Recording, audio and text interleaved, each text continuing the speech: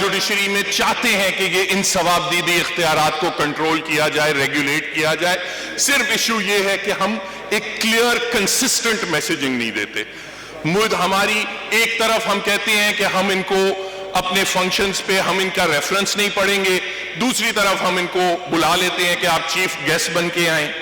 تو یہ چیز اگر یہ ہمارے قول و فعل میں تضاد رہے گا تو پھر یہ معاملات دیر لگیں گے. حل پھر بھی ہو جائیں گے, کامیاب ہم پھر بھی ہوں گے, مگر اس سپیڈ سے نہیں ہوں گے جس سپیڈ سے ہم چاہتے ہیں. اب فائنلی ایک لاسٹ بات آپ سے کروں گا, ایک آپ سے گلہ کروں گا.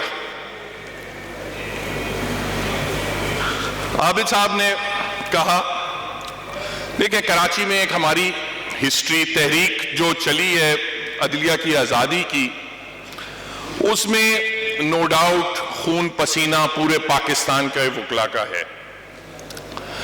ایک کراچی میں مگر اس کی اپنی ایک پالیٹکس ہے. وہاں 12 مئی میں 50-60 آدمیوں کو شہید کر دیا گیا, کئی وکلا اس میں شامل تھے. اس کے بعد 9 اپریل کے واقعے کا ذکر نہیں کیا عابد بھائی نے. 9 اپریل کو ایک ہمارے وکیل صاحب تھے, اس وقت مشرف کا رائٹ ہینڈ متحدہ قومی موومنٹ تھی, MQM تھی. ایک ہمارے وکیل صاحب تھے شہریار شہری, انہوں نے اسی طرح ایک جنرل باڈی میں نعرے لگا دیے MQM کے خلاف. اس کے بعد اسی دوپہر کو ان کو پوائنٹ بلینک ان کے سر پہ گولی ماری کی گئی, شہید کر دیا گیا.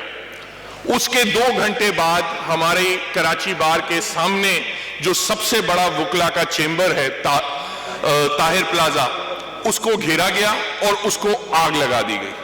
وہاں اندر باقی تو زیادہ تر وکیل پیچھے کھڑکیوں سے چھلانگ مار کے بچ گئے. ایک ہمارے حاجی الطاف عباسی صاحب تھے, وہ اپنے 4 کلائنٹس کے ساتھ بیٹھے ہوئے تھے, وہ زندہ جل گئے. اس کے باوجود اگلے دن کراچی بار ایسوسی ایشن میں پھر جنرل باڈی ہوئی اور جلوس نکلا پریس کلب تک.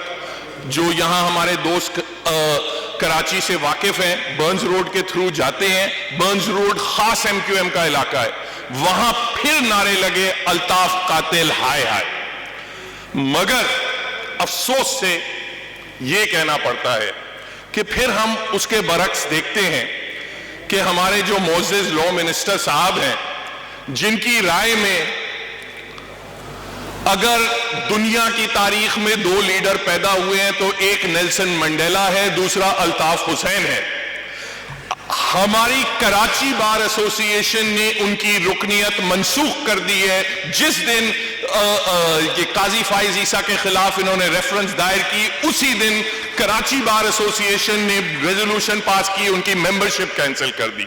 مگر ہمیں افسوس ہوتا ہے, اس لیے ہمیں تکلیف ہوتی ہے, ہم ان چیزوں سے گزر چکے ہیں, ہمیں تکلیف ہوتی ہے کہ پھر ہمارے کچھ بھائی جب ان سے جا کے ملتے ہیں یا ان کے ایما پہ ریزولوشنز پاس کرتے ہیں, کیونکہ وہ شاید یہ سمجھتے ہیں کہ چند پیسوں کے حرارت میں ہماری بار ایسوسی ایشنز پگھل جائیں گی. ایسا نہیں ہے. مجھے یقین ہے کہ ہماری ساری بار ایسوسی ایشنز اصولوں پہ کھڑی رہیں گی اور ایسے تمام آفرز کو ٹھکرائیں گی.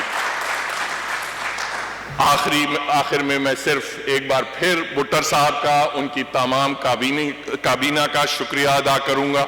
انہوں نے مجھے اتنا موقع دیا آپ لوگوں سے بات کرنے کا, اور مجھے پورا یقین ہے جو آج میں یہاں جذبہ دیکھ رہا ہوں, انشاءاللہ ہماری تحریک کامیاب ہوگی.